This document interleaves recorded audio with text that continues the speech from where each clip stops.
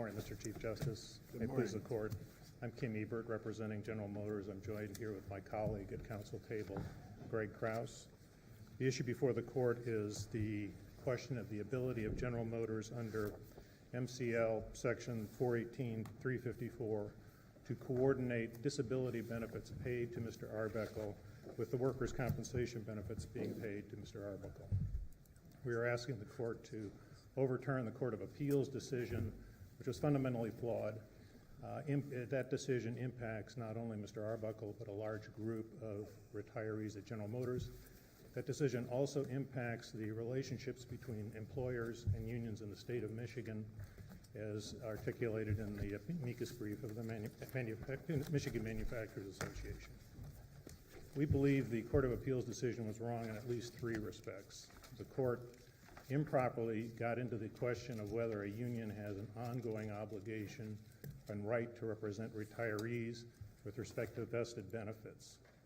The court also got into the question of a contract interpretation on a labor contract by trying to interpret the meaning and the duration of the benefits awarded to Mr. Arbuckle under a 1990 letter agreement.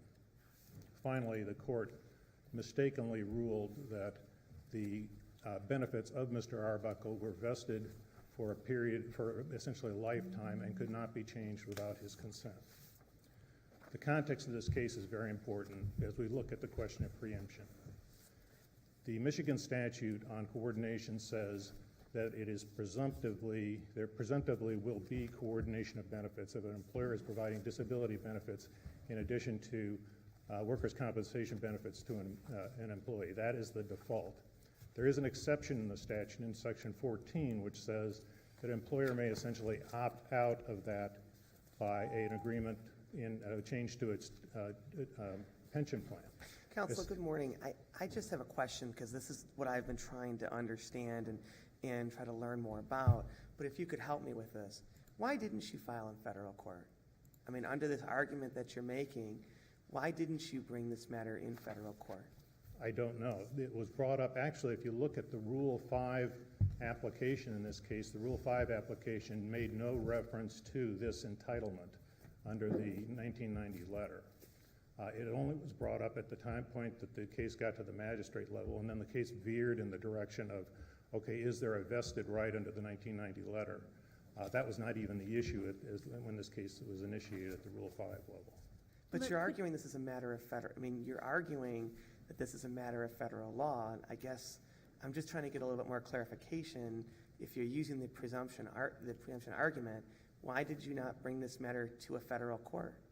It was not our obligation to seek to enforce his rights or to have his rights declared under federal law. The burden in this case is on Mr. Arbuckle to initiate an action to enforce rights under the 1990 letter. But the plaintiff can't remove the case to federal. I mean, the plaintiff could have filed the case in federal court. The plaintiff filed it in state administrative proceedings. But why didn't you seek to have the case removed to federal court if you think that the federal courts have exclusive jurisdiction? The claim in this case started out as a workers' comp claim within the parameters of the workers' compensation statute. Right. We satisfied our obligations under the statute by negotiating with the UAW a modification of the rights of the retirees to have non-coordinated benefits. Once we did that, we then go back to the agency and under Section 10 of the statute and tell them how we do the coordination.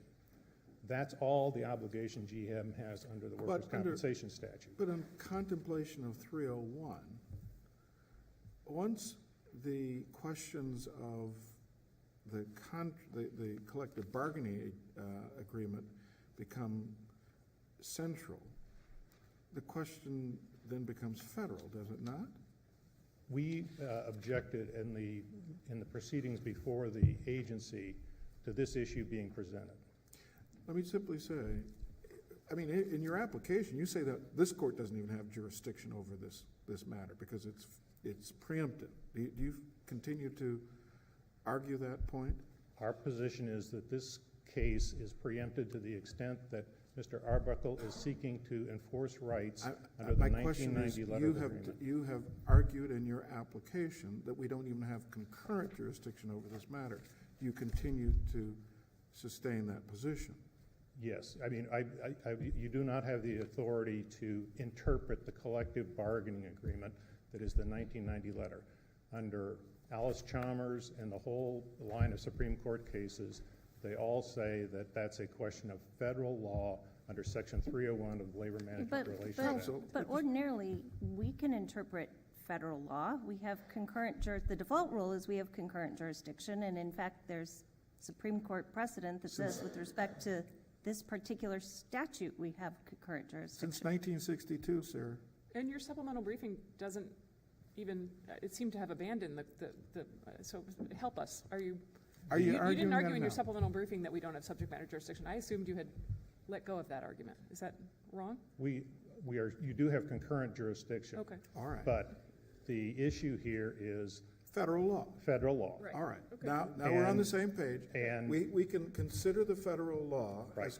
as a part of our concurrent jurisdiction, and so move on from there, because you But- can. but- If you look at the federal law, the key issues, two key issues that came out of the Court of Appeals decision is, does a union have an ongoing right to negotiate the benefits of retirees? Pittsburgh Plate Glass footnotes 11 and 20 say that a union, even in that circumstance, even though they don't represent the retiree, they can still bargain about non-vested benefits. That's the first point. The second point is, if you get into the contract analysis, the contract under which Mr. Arbuckle retired had a duration clause. Under M&G Polymers, the case decided by the United States Supreme Court last year, it says you are not to infer lightly that rights of a retiree extend beyond the term of the collective bargaining agreement. In other words, These are all federal principles. right, The problem is, none of these federal principles, as far as I could tell, were discussed in the Court of Appeals decision. right. The Court of Appeals decision the Court of Appeals decision found that there was not preemption because Caterpillar, it improperly interpreted Caterpillar. Caterpillar involved a case where individuals are seeking to enforce individual contracts, and it was viewed by the Supreme Court that in that situation, since it's individual contracts, there's no preemption. In our case, the contract that Mr. Arbuckle is seeking to enforce is a labor contract, an agreement between the UAW and GM. He has the burden in that instance he has the burden then to demonstrate that there's been a breach of the agreement. That's a Section 301 action. I think this is exactly where we've focused on the issue. The question is how to frame what's at issue in this case, and I hear you to say that the question is a contractual one created by the collective bargaining agreement, and therefore we have to apply federal law. But I believe the plaintiff is saying, no. We get to frame the issue in the case, and we say the issue is our client's right to workers' compensation benefits, and therefore it's not preempted. And even if you, in your defense, raise this contractual frame, that doesn't change their control of their own pleading. And that's the issue of the artful pleading. Right. I think if you look at the substance of what's going on here, he could not bring this claim under the 1990 statute in the administrative procedure. We objected at the time that was brought up. What he should have done at that point in time was file a federal court action or a state court action seeking concurrent jurisdiction. But you have yet to explain why they don't control their own cause of action. He says artful pleading. Isn't that governed by a federal principle as well, under 301? They're asserting that a contract has been breached. So once you get to that point in time, preemption applies. Federal preemption applies. And that's because in this unique circumstance, the United States Supreme Court has recognized that while ordinarily the pleader gets to define his cause of action, in this instance, to preserve the uniformity of law under 301, that's disregarded when there is a collective bargaining agreement involved. Correct. And so whether or not there's been a breach is at least in part a function of what the standard is for determining whether or not the interest has been vested or not. Is that correct? That's right. If you look at the cases that have been relied upon by opposing counsel, it's Lingle and it's Caterpillar. In both of those cases, you had discrete state claims that the employer is trying to have preempted. In this instance, the claim arises out of a labor contract. It's right at the core of the federal labor laws, and as a consequence, it's preempted. Are you collaterally estopped here? I mean, Judge O'Meara already ruled with respect to different plaintiffs, for sure, but already rejected the argument that you're trying to advance here, that this is governed by federal law. So Well, how should we think about that? I don't think it's collaterally estopped. This is an entirely separate claim, and in the instance that we've got Garbinski, for example, they also looked at the same issue and found that there was preemption and that the GM retirees in that case were not entitled to non-coordinated benefits. But if Michigan, so here you have an identical set of plaintiffs arguing this, I mean, they're similarly situated to Mr. Arbuckle. I don't see any way that they're different than Mr. Arbuckle, right? And they took this case to federal court. They took the case to federal court arguing that federal law applies and that the claim is preempted, and Judge O'Meara said no. And I'm wondering, I mean, unless you think... Well, Judge O'Meara, that was not the end of the case, though. The case then went back into the administrative proceeding. Judge O'Meara relied on Caterpillar for purposes of that determination. He also did not look at the fact that there was an underlying contract that had to be interpreted. Those are key considerations. But that just might tell me Judge O'Meara is wrong. Maybe he is wrong. We can think about that further, but I'm wondering what the preclusive effect of that He didn't address the rulings. underlying substantive validity to the claim either. That goes to the merits of whether he was accurate in his legal analysis. The question being asked you is why, whatever that is, that's his ruling. Why does it have no preclusive effect here? That's what you're being asked. Because the case didn't end there. It went back into the administrative process, and the issue here is that the issue here is the need for GM to have the issue of the contract interpreted appropriately by a So is federal court. your argument is that it's not an issue of, it's not an issue of ultimate, it's not final? It's not, essentially then not a therefore it final can't ruling, have because all he preclusive said effect? was, you can't remove it to my court because it should go back into the state proceeding, and as a consequence, and I think that was a flaw. Yeah, but I just don't understand why that isn't a final judgment with respect to the federal court. Obviously, it doesn't end the litigation, but as far as the federal court is concerned, he's saying, I'm done with it, I don't have jurisdiction over it. So why does that ruling not have any effect here? Now, maybe it's because, maybe you want to say Arbuckle didn't raise it. I was going to say Arbuckle that's not an issue that's been raised at any point in the proceedings here. You wish to reserve any time? No. No? Then keep going. I don't see any questions. Okay. Well, I would summarize this to say that if you look at the substance of what took place at the administrative proceeding, GM satisfied its obligations to do the coordination. Mr. Arbuckle then raised a contract claim seeking to avoid that coordination. That's clearly required interpretation of the 1990 letter with the UAW. That letter had a durational clause. So as a consequence, we believe that his claim, his seeking to avoid the coordination is time barred, and as a consequence, to the extent that you get into the substance of the issue, he does not have a contract claim that's viable, and we're asking you either to dismiss the claims here or to reinstate the determination of the commission with respect to the merits of this case. Thank you.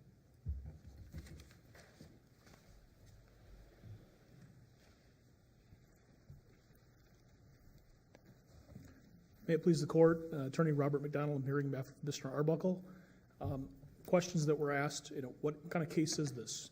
The defendant maintains there's artful pleading here that's disguising a labor management relation Taft-Hartley claim as a workers' comp case. This has been a workers' compensation case since the day Mr. Arbuckle walked into my family law firm 20 years ago. It's always been a workers' comp case. This is not a labor management relation Taft-Hartley claim in disguise. Mr. Arbuckle won his case in 1995. There's an order to pay benefits. If defendant wants to prove it has a right to pay less, the case law is clear. They have the burden of proof to establish the coordination. There are cases from the Supreme Court, Schoenman, Manor, which are affirming cases of Brown versus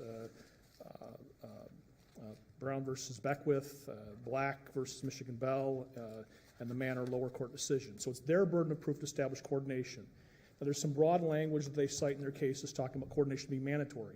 Well, let's be clear. Not everything is coordinated against workers' compensation. You got to look at Section 651 and Section 811 of the statute that talk about other things not being coordinated. If there are things like black lung benefits that are not coordinated, PBGC benefits are not coordinated. Only half of Social Security retirement benefits are coordinated. Not everything that a person receives from other sources reduces their comp benefits. If Mr. Arbuckle went and returned some pot bottles to make up for this $100 reduction in his comp benefits, that's not a coordinated benefit. So we don't start with this framework that everything is coordinated.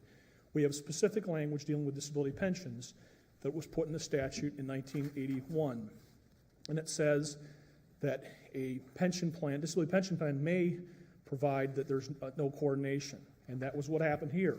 The bargaining history between the parties, between GM and UAW, as representatives of Mr. Arbuckle, established that there was not to be coordination under the 1990 country.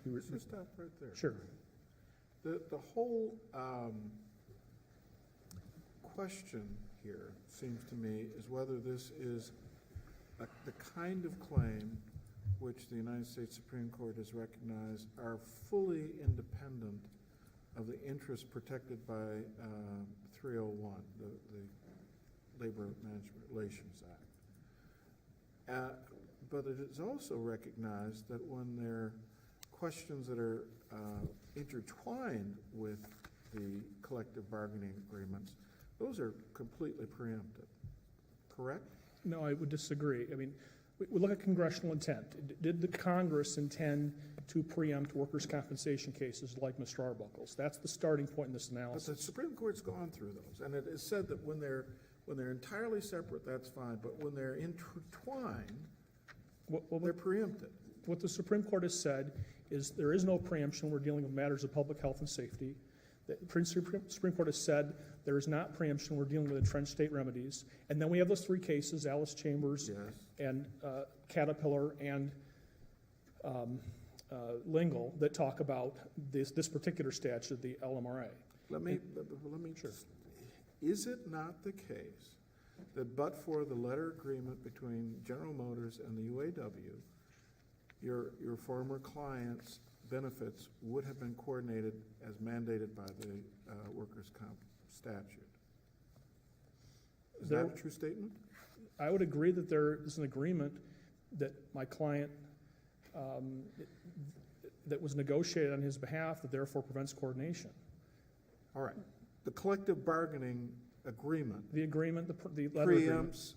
preempts, not preempts, but consistent with the permission granted in the Michigan statute, suspends the coordination that the Michigan statute ordinarily would have required. Well, I don't think that's the flavor of the law. The law. I don't, well, maybe the flavor. Well, the law. Let me just try and get you to, I think, acknowledge the sky is blue. But for this letter agreement, your deceased client's benefits would have been coordinated. When the coordination provisions went into the statute, it allowed Is it really hard for you to acknowledge this? the representatives of employees negotiate on behalf of employees, and so it was an either-or proposition. You could either negotiate coordination or not coordination. In this case, And they did. In this case, they negotiated no coordination. Okay. And but for that agreement, the Michigan statute would have coordinated his benefits. Just depends on what the agreement said. I mean, But if, he's saying if there were no agreement, if there had never been any bargaining whatsoever, would your client's benefits have been coordinated or not? well, the defendant would still have to meet its burden of proof of a right to coordinate. They still have the burden, but yeah. But wouldn't that just automatically flow from the statute? So yes, they'd have to meet their burden, they'd say, here's the statute. Well, they'd have to establish that my client actually received money, but they would, if that agreement didn't in place, It they seems probably very would meet their hard- burden, I Okay. guess. Okay. I would say with now, that, in this case, we have a letter agreement right?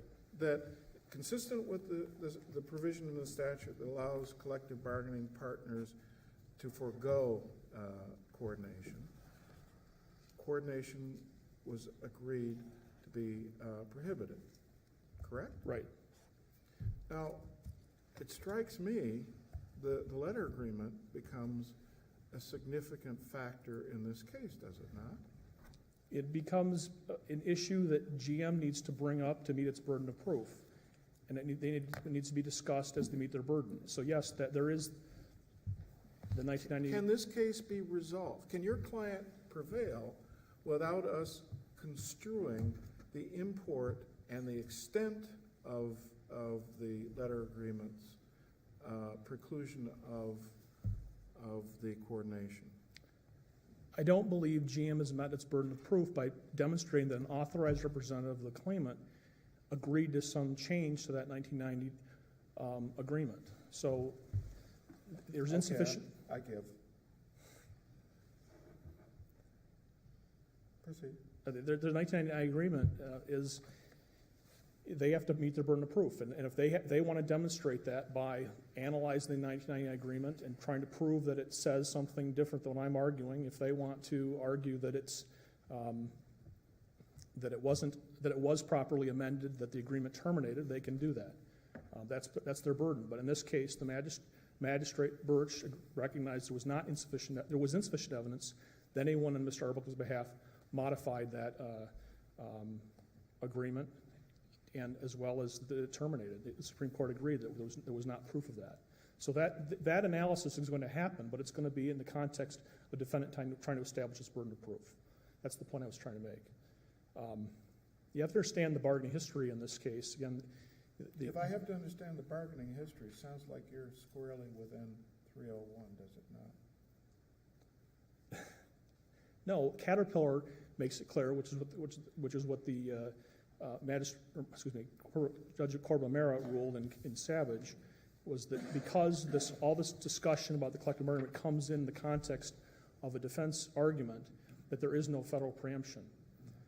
That only Caterpillar says if they bring these issues to the table and trying to meet their burden of proof, it's a defensive argument and there is no preemption. That position, I think, is reasonable. It's the position the Court of Appeals took. Anything else? A couple other issues, I guess, beyond there not being preemption on workers' comp cases, we have cases called Hamlin, which makes it clear that the NLRA does not, federal labor law does not preempt workers' comp cases. I think if this court starts preempting workers' comp cases, we're moving into uncharted waters here. I mean, workers' compensation is supposed to be a state entrenched remedy that took the place of the common law and gave a person a right to collect workers' comp benefits, give them a remedy, and replace the common law. The defendant has argued that today, I guess, that federal common law should be applied, and that's not a position they've made along the way. They've said that there's complete federal preemption. In their application for leave, they argue there's complete federal preemption.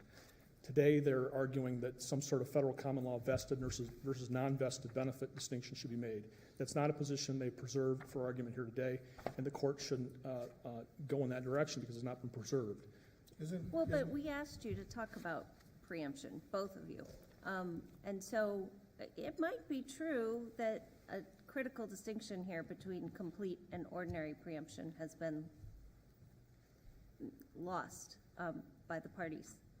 But we did ask you to talk about preemption, and so I don't know why that, I mean, we injected that question into this case, right? Why is that not? Well, certainly I think an the court issue for us? should address the questions raised about whether or not this case is preempted. We briefed that issue, and I've argued that Caterpillar applies here, and there is no preemption. But What counsel, I law guess- should be applied? But counsel, the question I have, and I was trying to really kind of have this discussion with your brother counsel, was when they made the preemption argument, when they argued that this case belongs in federal court, they never went to federal court to get the case remanded. How does that factor into this discussion? Well, this is a comp case. It doesn't belong in federal court. In fact, there's a federal statute that says that workers' comp cases cannot be removed to federal court, which is what they tried to do, but when they moved the Savage cases, they filed a notice of removal into So federal the court. fact that they didn't go and ask for the case to be remanded, how should I look at that?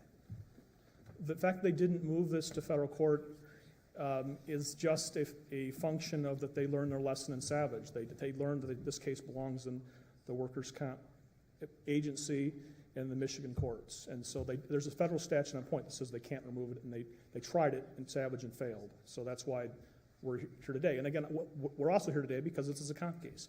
My client filed a request for Rule 5 hearing to enforce the order to pay benefits. I didn't, on behalf of my client, decide to take this and turn this into some sort of Taft-Hartley labor management litigation claim. I wasn't required to.